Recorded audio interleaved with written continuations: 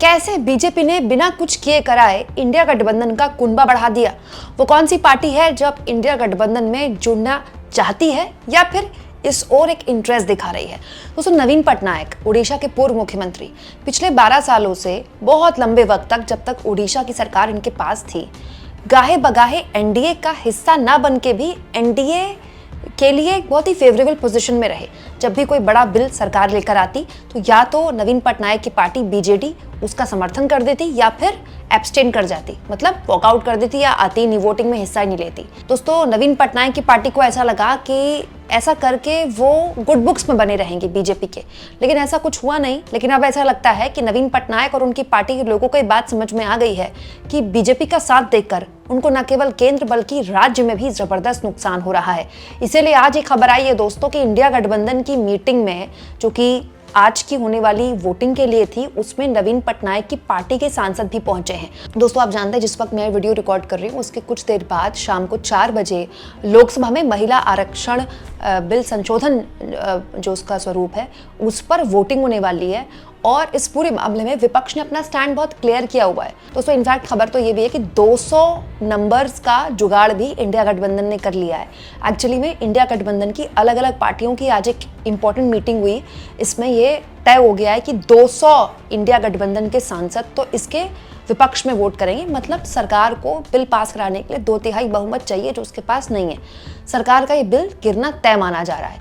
लेकिन इसमें सबसे आश्चर्यजनक बात यह है कि इस बैठक में इंडिया गठबंधन की नवीन पटनायक की पार्टी बीजेडी भी शामिल हुई है। और आपको याद होगा दोस्तों, जब ये बिल लाया जा रहा था संसद में, उस वक्त भी मैंने आपको एक खबर दिखाई थी। नवीन पटनायक उन्होंने बकायदा चिट्ठी लिखी थी अपने सांसदों को कि किसी भी हाल में इस बिल का समर्थन ना करें। ये ओडिशा का जो रिप्रेजेंटेशन है संसद में वो घटा देगा। जिस अनुपात में ओडिशा की सीटें बढ़नी चाहिए वो नहीं बढ़ने वाली हैं। तो नवीन पटनायक की तरफ से न केवल इसका विरोध किया गया बल्कि उनके सांसद भी अब इंडिया गठबंधन की बैठकों में जा रहे हैं। ये क्या बताता है दोस्तों? ये कम से कम ये तो बताता ही है कि वो पार्टियां जो ये सोचती हैं कि वो बीजेपी की गुड बुक्स में रहेंगी, बीजेपी आलाकमान के आगे उनके अच्छे नंबर्स रहेंगे, उनकी पार्टी भी हार से नहीं बच सकती। दूसरा दोस्तों, नवीन पटनायक के सामने इसके अलावा कोई विकल्प भी नहीं है।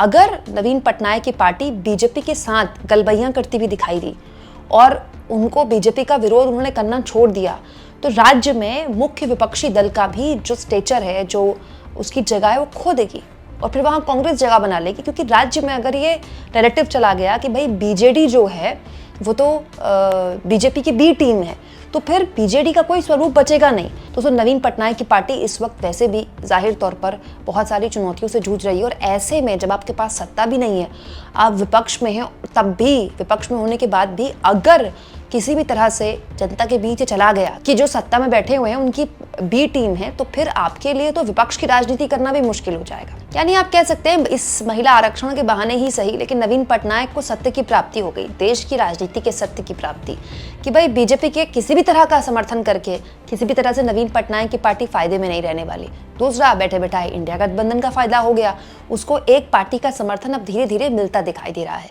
आप इसको किस तरह से लेते हैं दोस्तों? कमेंट बॉक्स में जरूर लिखें।